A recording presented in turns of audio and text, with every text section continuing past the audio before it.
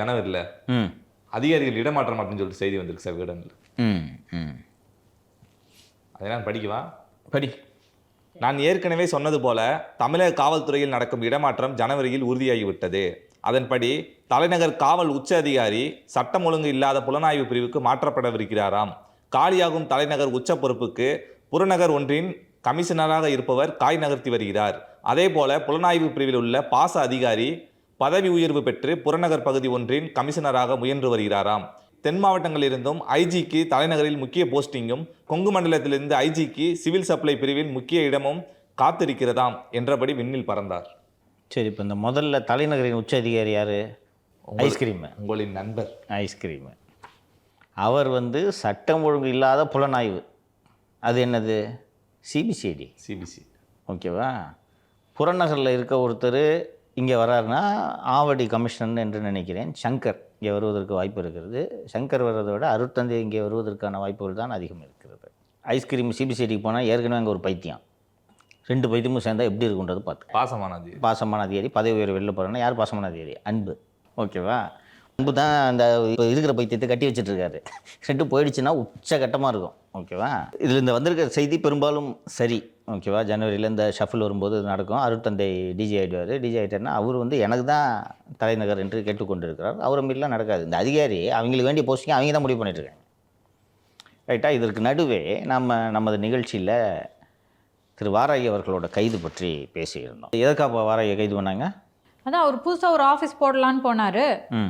அப்புறம் அந்த ஓனர்கிட்டே போய் குற்றச்சாட்டு வாங்கி அதாவது 8 மணிக்கு ஒரு சம்பவம் நடந்தது. ஒரு 28/11 8 மணிக்கு அவர் ஓனரோட மனைவி ஒரு வாராகி அலுவலகத்துக்கு போகிறாங்க. போய் காலி பண்ணிட்டியா அப்படின்னு சொல்கிறாங்க. இவர் கெட்ட வார்த்தையிலெல்லாம் திட்டி ஒழித்து விடுவேன் என்று சொன்னதும் பண்ணிட்டார் அப்படின்ட்டு வந்துச்சு. மறுநாள் 2 நாளில் வாராகி அவர்கள் மீது குண்டர் சட்டம் போடப்பட்டிருக்கு. இந்த கோவையில் அந்த பாலியல் வழக்கில் ஒரு 3 பேர் கைது செய்யப்பட்டார்கள். அந்த ஒரு மாணவி ஒன்று, அவங்களும் குண்டர் சட்டத்தில் கைது செய்யப்பட்டிருக்கிறார்கள். வாராகியும் குண்டர் சட்டம்னா இது எப்படி பயன்படுத்தப்படுகிறது என்பது புரிகிறதா? நாம் நமது நிகழ்ச்சியில் அன்னைக்கு வாராகி கைது பற்றி பேசும்போது அந்த சம்பவம் நடக்கிறதா சொன்ன 8 மணிக்கு அது போன்ற ஒரு சம்பவம் நடைபெறவில்லை. திரு வாராகி ரொம்ப ப்ளசண்ட்டாக தான் வீட்டின் உரிமையாளரோடு பேசி கொண்டிருந்தார்னு ஒரு ஆடியோலாம் நம்ம பப்ளிஷ் பண்ணோம். ஞாபகம் இருக்கா? அதில் பேசுவார். கேட்டல நீ ஆடியோவை நல்லா தான் பேசிகிட்டு இருக்காங்க சார், நீங்கள் ஒன்றும் கவலைப்படாதீங்க அப்படின்லாம் பேசிகிட்டு இருக்காங்க. அதுக்கப்புறம் வாராகியோட மனைவி ஓனர் மனைவிக்கிட்ட பேசுகிறாங்க. பேசும்போது அவங்க சொல்லுவாங்க, இந்த மாதிரிங்க நாங்கள் தாங்க கொடுக்க சொன்னாங்க, கொடுத்துட்டோங்க, கையெழுத்து போட்டுட்டேங்க அப்படின்ட்டு அவங்க சொல்லியிருப்பாங்க. இது இப்போது அந்த மொத்த கேஸும் பொய்ன்னு தெரிஞ்சு போச்சா? 2/12/2025 அன்றைக்கு 2வது எஃப்ஐஆர். இதில் என்ன இருக்குதுன்னு சொல்கிறேன். அதே டேட்டில் ஏற்கனவே 8 மணிக்கு போகணுன்ட்டு அதில் இருந்துச்சு இல்லையா? அவங்க 8 மணிக்கு அங்கே போகலை, 7:40க்கு அந்த ரூமை விட்டு போயிட்டாங்க அப்படின்றது அந்த ஃபஸ்ட்டு எஃப்ஐஆர்லேயே அந்த எஃப்ஐஆர் படி அப்படி தான் இருந்துச்சு. இந்த எஃப்ஐஆர் அடுத்த எஃப்ஐஆர் 2ஆம் தேதி போட்ட எஃப்ஐஆர் அன்னைக்கு 7:15 மணிக்கு தீநகரில் உள்ள எங்கள் ஃப்ளாட்டிற்கு சென்று வராகியிடம் அவர் குறித்த தகவலை சொல்லி வீட்டை காலி செய்து கொடுக்குமாறு தன்மையாக கேட்டுவிட்டு நாங்கள் கீழே இறங்கி வந்தோம். ஃபஸ்ட்டு புகார் அமினால் பீவின்ட்டு மனைவி, இதை பக்கீர் மொய்தீன்னு கணவர் கொடுக்குறாரு. தகவலை சொல்லி 7:15 மணிக்கு தீநகரில் உள்ள எங்கள் ஃப்ளாட்டிற்கு சென்று வராகியிடம் அவர் குறித்த தகவலை சொல்லி வீட்டை காலி செய்து கொடுக்குமாறு தன்மையாக கேட்டுவிட்டு நாங்கள் கீழே இறங்கி வந்தோம். ஓகே, அப்போது அவரும் கீழே இறங்கி ஏன்னா அங்கே சிசிடிவி இருக்குல்ல, அதை தூக்கிட்டு போயிட்டாங்க. ரூமில் பேசுனதா ஏற்கனவே போட்ட எஃப்ஐஆருக்கு சிசிடிவி இருக்குது, அதில் அது மாதிரி எதுவும் நடக்கலைன்றதை நம்ம சிசிடிவியோடு பப்ளிஷ் பண்ணிட்டோம். இப்போ அந்த எஃப்ஐஆர் எப்படி நிற்கும்? அதனால் கீழே இறங்கி வந்தோம். அப்போது அவரும் கீழே இறங்கி நாங்கள் கிளம்பும்போது என்னையும் எனது மனைவியையும் ஒருமையில் பேசினார். அதன் பின்னர் எனது மனைவி கொடுத்த புகாரின் அடிப்படையில் காவல்துறையினர் முதல் தகவல் அறிக்கை பதிவு செய்து அவர் மீது சட்ட நடவடிக்கை மேற்கொண்டார்கள். அதன் பின்னர் 29/11/2025 தேதி அன்று என்னை தொலைபேசியில் அழைத்து ஒருமையில் பேசி, உனக்கு வீடு வேணுமா வேண்டாமா, அப்படி உனக்கு வேணும்னா நான் என்ன சொல்கிறேனோ அதை கேட்டு நடந்துக்கோ. அதாவது நான் வீட்டு ஓனர்கிட்ட உனக்கு வீடு வேணுமா வேணாமா, வீடு வேணும்னா நான் என்ன சொல்கிறேனோ அதை கேட்டு நீ நடந்துக்கணும். ஆக உன்னையும் உனது மனைவியையும் என்ன செய்யணும் என்று எனக்கு நல்லாக தெரியும். ஆகவே நான் சொல்கிற மாதிரி என்கிட்ட ஃபோனில் பதில் சொல்லணும். அதாவது நான் இப்போ எப்படி சொல்லிக் கொடுக்கணும் அதே மாதிரி நீ என்கிட்ட ஃபோனில் பேசணும். இதை கேட்டவுடன் நானும் எனது மனைவியும் பயந்து விட்டோம். அதன் பின்னர் வராகி என்பவர் என்னுடைய தொலைபேசிக்கு மீண்டும் அழைத்து என்னை நலம் விசாரிப்பது போல பேசி, நீங்கள் தைரியமாக போராடுங்க, உங்களுக்கு நாங்கள் இருக்கோம், உங்களுக்கு நியாயம் கிடைக்கிற வரைக்கும் போராடுங்க, உங்களை மாதிரி தைரியமான ஆட்கள் வேணும், அப்படியெல்லாம் முன்கூட்டியே என்னையும் எனது மனைவியையும் மிரட்டி சொல்ல சொன்னதை பயத்தில் அவரிடம் தொலைபேசியில் அப்படியே பேசிவிட்டேன். வாராகி ஏற்கனவே ஸ்கிரிப்ட் கொடுத்துட்டு வந்திருக்காரு. அது மட்டும் இல்லாமல் திரு வராகி அவருடைய மனைவி என்னுடைய மனைவியின் தொலைபேசியில் முதலாவதாக அழைத்து, எனது கணவர் உங்கள் கணவரிடம் பேசிக்கொண்டார், ஆகையால் நீங்களும் அப்படியே நான் ஏற்கனவே உங்களிடம் கூறியவாறு பேசுங்கள் என்று மிரட்டும் தொனியில் கூறியுள்ளார். வராகி மட்டும் இல்லாமல் அவங்க ஒய்ஃபும் மிரட்டிருக்காங்க. சரி, நம்ம ஃபோன் பண்ணி வீட்டை காலி பண்ண மாட்டேன், நான் சொல்கிற மாதிரி இப்போ திரும்பி பேசுகிறேன், எப்படிப்பா பேசுவாங்க இந்த மாதிரி? அறிவு இருக்க பற்றி அவனுங்கெல்லாம் படித்த போலீஸ் அதிகாரிங்க தானே இவனுங்க. இல்லை அப்படின்னாலும் வந்துட்டு வாசிக்கிற மாதிரி தான் பேச முடியும். ஆமாம், இப்போ சொல்லிக் கொடுத்த டயலாகு இல்லையா? விஜய் அவர்கள்லாம் நடிச்சிருக்காரு, அவர் பழகிருக்கா, அதனால சொல்லுவார். இவங்களாம் எனக்கு எப்படி அதுக்கே பல டேக்கு வாங்குவாங்கப்பா. ஒரு நான் சொன்னேன்ல, ஒரு ஃபேமிலி பீப்புள், வெரி பயஸ் முஸ்லீம் ஃபேமிலி. இது எப்படி ஏற்கனவே சொல்லி கொடுத்தது, அதுவும் எதுக்காக? வீடை காலி பண்ண மாட்டேன் அப்படின்னு சொல்கிறதுக்காக இப்படி இல்லாமடா பேசுவாங்க ஒரு ஓனரு? மண்டை மேலே போடும், பொருளெல்லாம் தூக்கி வெளில போடும், போறியா இல்லையா ராஸ்கல், ஃபோனில் வேறு பேச சொல்கிறியான்னு சொல்லுவாங்க மாட்டாங்களா? ஆகவே எனது மனைவியும் வராகி மனைவி முன் கூறியது போல் பயத்தில் அவர்களிடம் அப்படியே பேசினார்கள். இந்த இடத்துல தான் டர்னிங் பாயிண்ட்.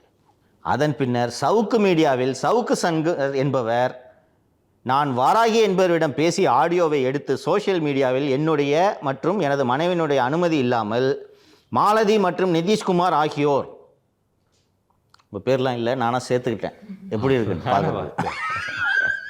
என்னடா நம்ம கணக்கு லிஸ்ட்ல இல்லையே அப்படின்ட்டு. அது மட்டும் இல்லாமல் எனது மனைவியுடைய பெயரை சமூக வலைத்தளத்தில் வெட்ட வெளிச்சத்தில் குறிப்பிட்டதினால் நானும் எனது மனைவியும் மிகுந்த மன உளைச்சலுக்கு ஆளானோம். எனவே ஐயா அவர்களே, என்னையும் எனது மனைவியையும் மிரட்டும் தொனியில் என்னை அப்படியே தொலைபேசியில் பேச வைத்த, இதுக்கெல்லாம் செக்ஷன் இருக்குன்னு பார்த்தேன், பேச வைத்த வராகி என்பவர் மீது சட்ட நடவடிக்கை எடுத்து உடனடியாக எனது வீட்டை மீட்டு தருமாறு கேட்டுக்கொள்கிறேன். யார் யார் அக்யூஸ்டு? திரு வராகி, சவுக்கு சங்கர், சவுக்கு மீடியா. எப்படி சவுக்கு மீடியான்னு போட்டால் நாளைக்கு வந்து எங்களை செகண்டாக சேர்த்துக்கலாம். எப்போ வேணும் சேர்த்துக்கலாம், அதுவும் பிரச்சனை இல்லை. இப்போ நான் படிக்கலையா, அது மாதிரி சேர்த்து போச்சா முடிஞ்சு போச்சு. சிரிச்சிட்டு இருக்காது நீ. யோ அருண், என்னையா நீ என்ன மட்டும் எஃப்ஐஆர் போட்டுட்டு இருக்க? ரெண்டு பேரும் ஜாலியாக சிரிச்சிட்டு இருக்காங்க. சரி, அடுத்த எஃப்ஐஆரில் எங்களுக்கு இதுக்கு சம்மந்தமே இல்லை. அவர் தான் ஒரு வரி என்ன பேசுன்னு சொல்லி கொடுக்குறாரு, எங்களை ஆளை விட்டுருங்க. சரி, இப்போது விஷயத்துக்கு வருவோம். அருண் நம்ம மேலே ஒரு எஃப்ஐஆர் போட்டுருக்கல, நம்ம ஒரு ஐட்டத்தை ட்ராப் பண்ணுவோம். ஏற்கனவே ஜிடிஎம் என்கிற கௌதம் ஆள்மாறாட்டம் செய்து ஐஸ்கிரீமின் பினாமியாக சுற்றி கொண்டிருக்கக்கூடிய ஒரு நபர் என்பதை விரிவாக நாம் பலமுறை பதிவு செய்திருக்கிறோம். அண்டு அந்த ஜிடிஎம்மோட பாஸ்போர்ட்டை மத்திய வெளியுறவுத்துறை அமைச்சகம் ரத்து செய்ய சொல்லியிருக்கிறது என்பதையும் பதிவு செய்திருக்கிறோம். இப்போது கூடுதலாக ஒரு தகவலை சொல்கிறேன். துப்பாக்கி வாங்கணுன்னா எங்கே வேணாலும் போய் வாங்கிக்கலாமாப்பா? தீபாவளி வெடிக்கிற துப்பாக்கி இல்லை, நெஜ துப்பாக்கி. பார்த்தேன். வாங்கிக்கலாமா? போலீஸ் கமிஷனர்கிட்ட ஏதோ சைன் வாங்கணும்னு நினைக்கிறேன். போலீஸ் கமிஷனர்கிட்ட சைன் ஆகணும். லோக்கலில் எஸ்பிஸ் ஆர் டிஸ்ட்ரிக்ட் கலெக்டர்ன்ட்டு நான் நினைக்கிறேன். லைசன்ஸ் இது, அவங்க தான் லைசன்ஸ் கிராண்ட் பண்ணும்.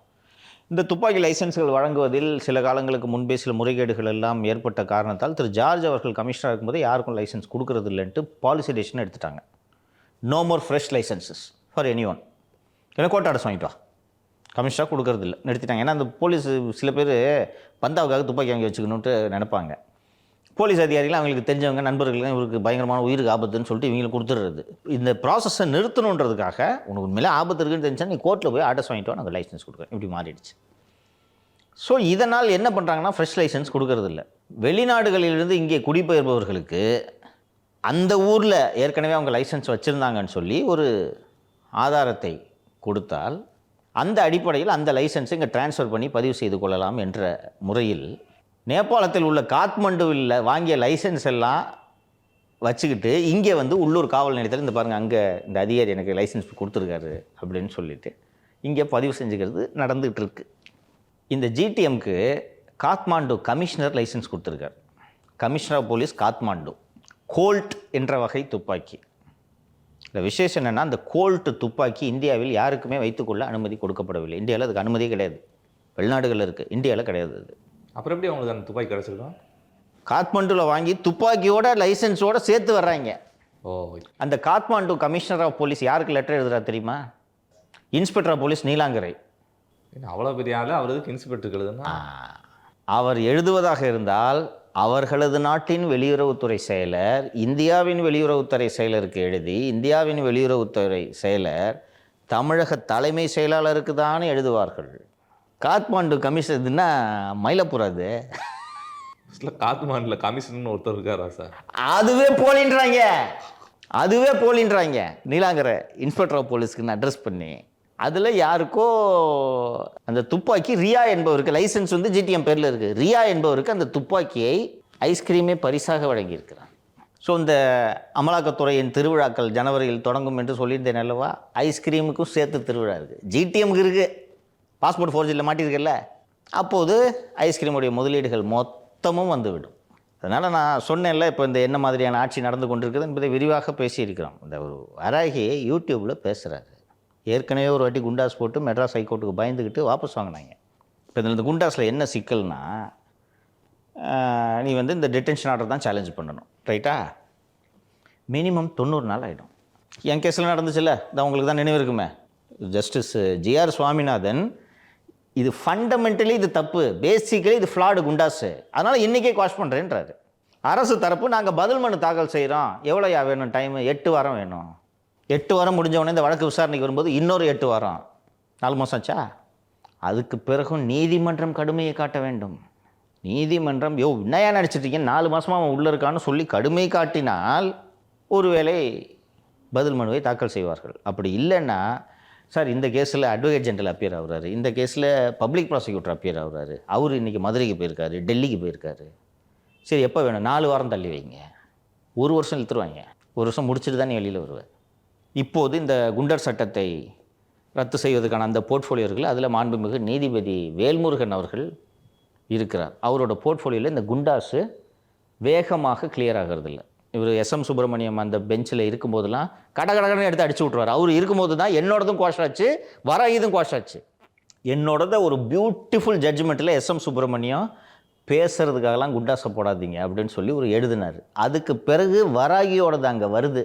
வந்த உடனே இவர் எப்படி நம்மை தலைகீழாக கட்டி தொங்க விடுவார் என்பதை புரிந்து கொண்டு அரசு நாங்கள் வாபஸ் வாங்குறோன்னு கை தூக்கிட்டாங்க. திரு வேல்முருகன் அவர்கள் இந்த அமர்வுக்கு வந்த உடனே ஏற்கனவே ஒரு நாளைக்கு 3 கேஸ் தான் லிஸ்ட் ஆகுது. இது என்னைக்கு லிஸ்ட் ஆகுறது பார்த்துக்கோ. அங்கே தானே போவேன், வேறு பெஞ்சுக்கு போக முடியாதுல்ல, அங்கே தானே போவேன், போ. இந்த துணிச்சல் தான். ஸோ வழக்கறிஞர்கள் அதை பார்த்து கொண்டிருக்கால். எப்படிலாம் இவங்க அதிகாரிங்க நினச்சா பண்ண முடியுது பாரு. ஸோ இந்த துப்பாக்கி விவகாரம், ஐஸ்கிரீம் வாங்கியிருக்க பல கோடி ரூபாய் வாட்ச் விவகாரம், பாஸ்போர்ட்டுக்கு சான்றிதழ் கொடுத்த விவகாரம், எல்லாவற்றையும் விசாரிப்பார்.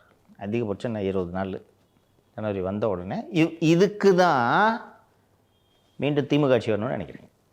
இவர்களாக விரும்பிய போஸ்டிங்கை தேர்ந்தெடுக்கலாம், நினச்சதை செய்யலாம். யாராவது ஏதாவது பண்ண முடியுதா? சரி சார், இந்த ஆஸ்திரேலியாவில் பல நிகழ்வுகளை பேசினா தொடர்ந்து நானே பேசுவேன் சார். நன்றி சார். நன்றி.